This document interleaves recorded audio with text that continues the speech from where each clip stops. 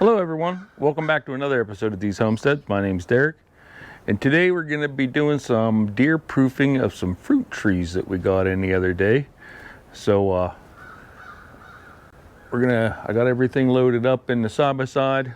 We got the fruit trees planted there the other day. I have some more coming. We'll do a video on planting the fruit trees here in a couple days, maybe next week or the week after, one of the two. Once they actually show up, we'll see when they get here, the other ones, and then we'll do a video on planting some fruit trees. But today we're going to deer proof the fruit trees. And yesterday evening, we planted them Thursday night. My sister came over, gave me a hand. We got them all planted and stuff. And last night I got home and it was right before dark, and there were some deer out over where we planted the one apple tree. And it was funny, the one, it knew something was different. It was over like sniffing at the fruit tree and stuff, trying to see what it was. But it was just funny because it would like sneak up and like staring and looking around and sniffing, and then it would jump back, and because it wasn't sure what was there. And it was funny to watch. I wish I would have had the camera going so that I could have caught it on video, because it was pretty hilarious. I ended up chasing those deer off so that they didn't mess with the fruit tree, but all the more reason we got to get these fences put up today. So that's what we're getting ready to go on and go do now. So, and yeah, so if you want to know where I got my fruit trees, right there, Stark Brothers. You can find them starkbros.com. If you remember last year there, whenever I did the Homesteaders of America conference video, Stark Brothers was down there, and I actually did an interview with them on fruit trees. So if you haven't seen that, I'll have it linked here at the end. Go back, watch that video, and listen to all the good advice that Matt from Stark Brothers was giving us. All right, let's get going on this video.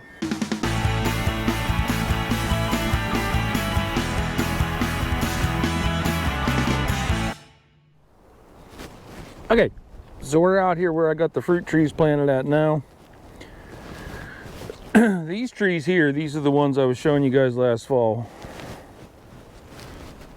This one here, see how I have the fence around it and everything. These ones I got from Tractor Supply here a couple years back and got those planted.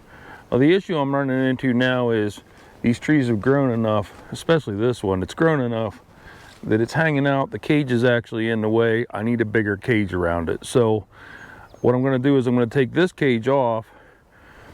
And you can see I had a tree that had died, and I actually took the cage that had been around that tree and put it around one of the new ones here that we just planted. There's tons of space here. The tree's nowhere close to being at the cage. So what we're going to do is we're going to remove the cages on these trees, put those around the new ones where there will be enough space, and then we're going to make new cages for these older trees that are a lot bigger. So you can do these however you want. Some people like to put the metal holding them together and stuff for their cages.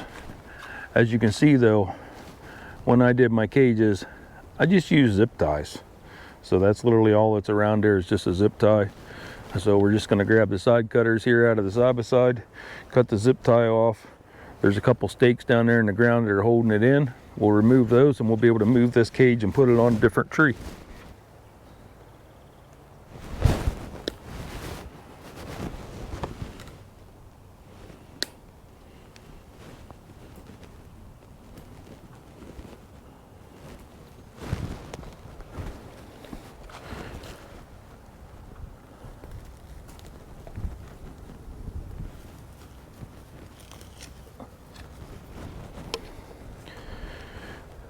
I just use stakes like this for holding that cage down.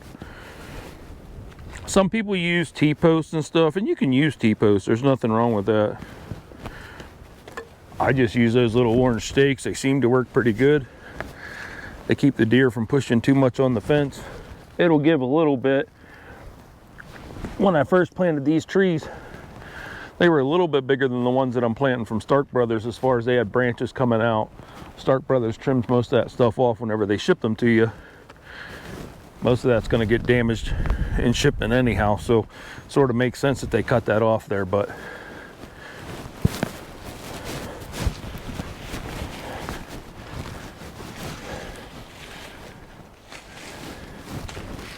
Okay. So that fence is removed from around that tree.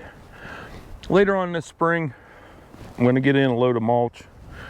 We're going to actually come around and get everything cleaned up, mulch this around the trees and stuff. Like I said, that's one of the reasons why I use zip ties and stuff on those, because if you need to get the cage back open to do stuff like mulching, it's easy. You just come, clip those 2 zip ties, open it up, do what you need to do. Okay, so it stopped raining here for a second, so we're gonna jump out. I got the new cage, or the old cage, moved from the other tree down here, and I put it around this new tree. And as you can see, the 3 feet that this cage has given me will be more than enough right now for this tree. Probably a year or 2 from now, I'll have to expand this out and actually put in a bigger tree, or bigger fence and stuff around it until the tree gets older, and then I'll be able to just let the tree grow on its own, and the deer will nibble with the low branches that it can get, but it'll be fine. So when you're doing this, all I do is I take, let me see if you can get close enough so you can see. I'll take like these 2 pieces here. There's 2 upright bars and these 2 upright bars there. Put them so that they're in the same, pretty much overlapping each other. And then we're just gonna put a zip tie through here and zip tie around it. So we're just gonna take a zip tie,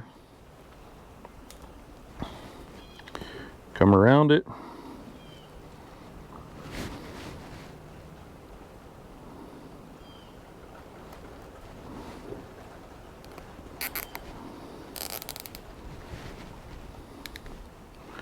and that's it.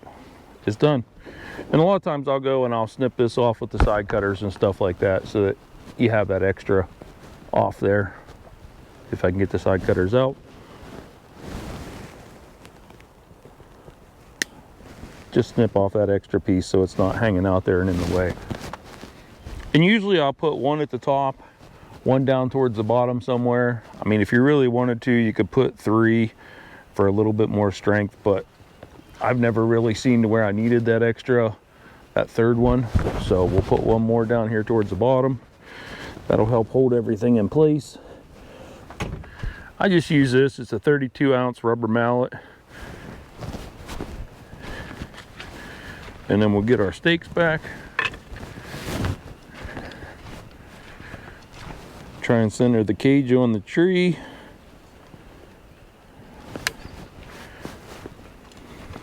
And then we just have our orange stakes. I get these from Lowe's. They're not that expensive, like $2-3 a piece.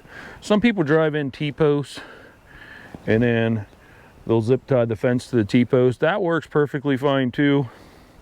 I've just found so far, these seem to work pretty good for me, and I haven't had an issue. The deer will push a little bit on the fence, but it doesn't give enough with these in the ground, so I haven't had any issues with that. So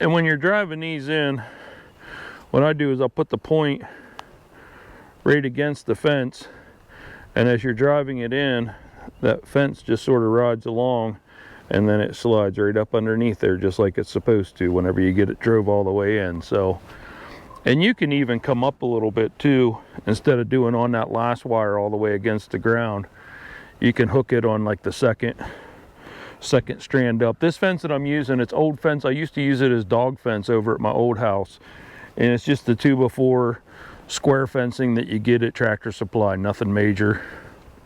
So we'll get this last one in, and then this fence here will be taken care of. And like I said, this is the tree that I saw the deer messing around at yesterday, so I definitely wanted to make sure that I got this one taken care of. Just reposition your fence anywhere if you need it.